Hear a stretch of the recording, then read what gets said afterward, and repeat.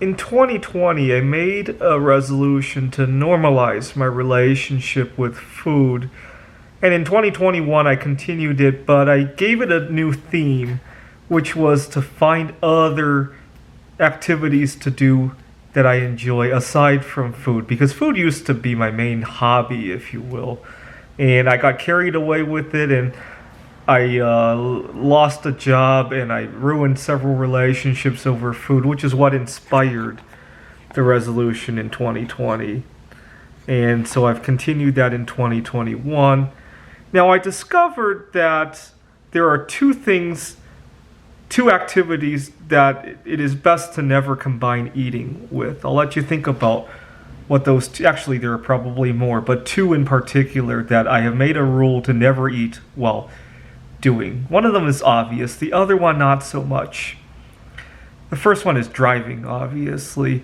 I find eating to be a major distractor with driving, and the other thing is that it's very difficult to keep your car clean if you eat while driving. And then the other problem is, obviously, if you're eating while driving, it probably involves finger foods.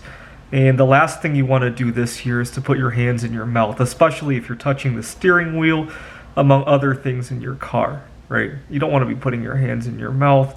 The other thing I noticed is that I get very carried away when I'm eating while driving, to the point that I lose track of how much I ate. And that's a very bad thing. I think even if you're cheating and you're overeating, you want to enjoy every last scrap that you overeat, because you want to get something out of it. When I look around myself, and I look at people who seem to be able to get away with eating 10,000 calories a day and not get fat, and you really watch them, right? One thing they have in common is that even though they're eating a lot of calories, they're really in tune with the act of eating it, and they enjoy every last scrap of it. That's my own observation, at least. People who can eat whatever and not gain weight seem to never eat while driving or while distracted, while watching TV. They literally eat almost like it's something to be like it's a mini vacation during the day, right? That's my own observation, at least. The other problem with that is that I'm eating while I'm driving. Let's say it's a bag of my favorite potato chips, which are made with coconut oil, and I'm eating it while I'm driving, which I used to do 2 years ago.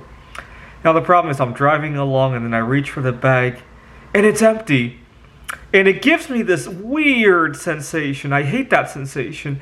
And I definitely don't want to be feeling uncomfortable when I'm driving. And so it's best to just assume that food cannot be mixed with driving, and to set aside time for driving and set aside time for food. That way you're never in a rush, you're never getting distracted, and you're actually enjoying your food. And so I did have to break that rule, because I was in Seattle and living out of my car when all of a sudden we had to roll back to phase one. I had nowhere to sit down, but I quickly got back on track. So don't eat while driving. Number two, this one's not so obvious. Don't eat at work. Let me explain why.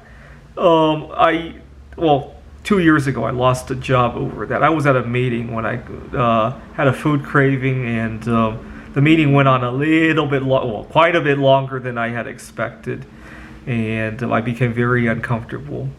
And I find it just a lot easier to make it a rule that when I see my workplace office, or when Zoom is open on my computer, that food is just not something that can be negotiated. I find myself a whole lot comfortable dealing with it that way, and I don't have to deal with cravings or having to interrupt myself, or potential problems with people.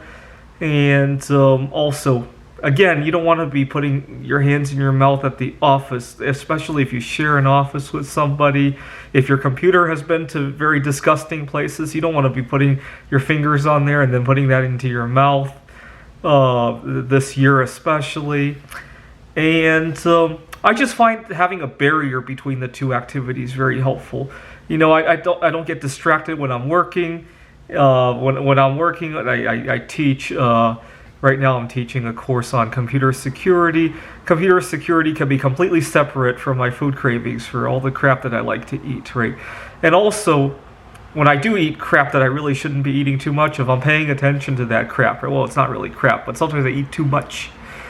And I just find it helpful for there to be a barrier in between the two. Now, the downside of that is that, as a corollary, I have to refuse food at the office. But I think that's a small price to pay in order to be able to focus on both aspects of my life, right? Both the working and the food.